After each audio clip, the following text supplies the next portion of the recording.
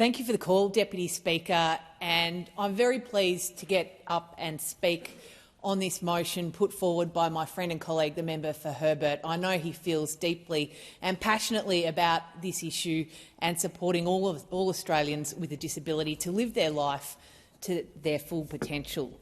I want to go back to the core raison d'etre, the reason for being of the NDIS, and that is to provide funding and support for Australians with a permanent and significant disability to live life in the most ordinary way possible.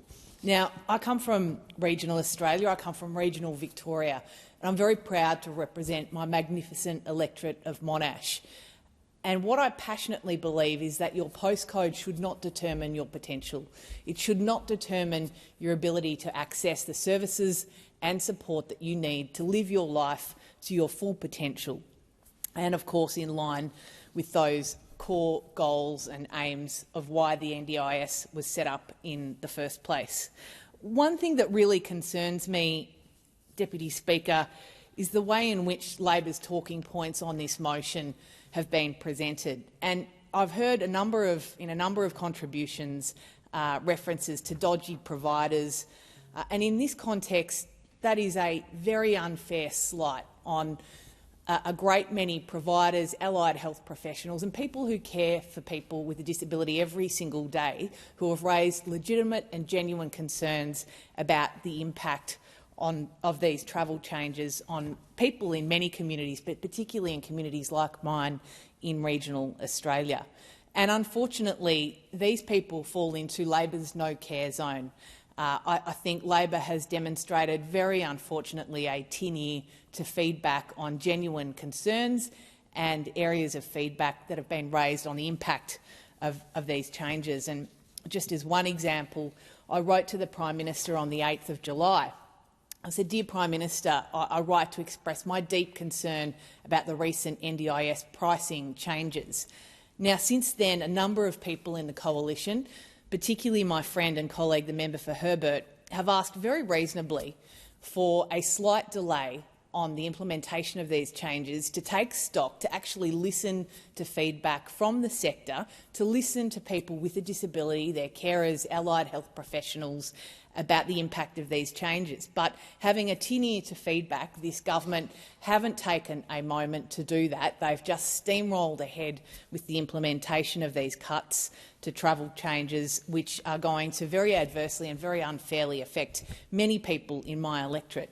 And I would like to particularly note Natalie, Amanda, Lyndall, Meg, Helen and Danielle, among many other local support workers who took the time to meet with me to explain how these changes will impact on their clients. And there were two cases that really struck me quite deeply and profoundly, and one of them is a teenage girl from Moe in the Latrobe Valley who receives weekly physiotherapy sessions. Now, we don't have the market density that many metropolitan and city areas have, and so those physiotherapy sessions for this teenage girl come via a provider who does need to travel a distance every week to provide that to her.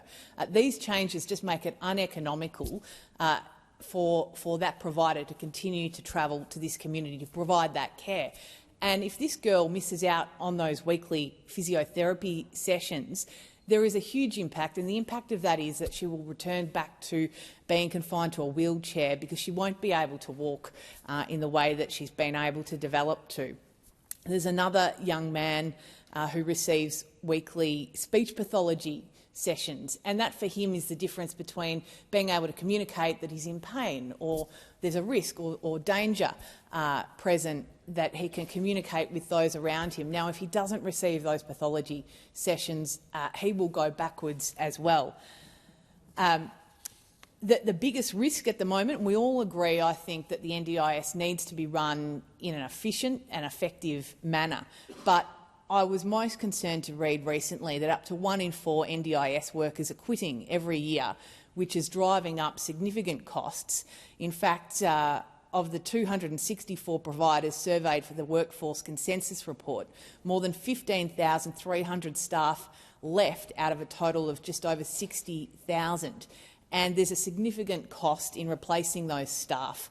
So I thank the House for its attention.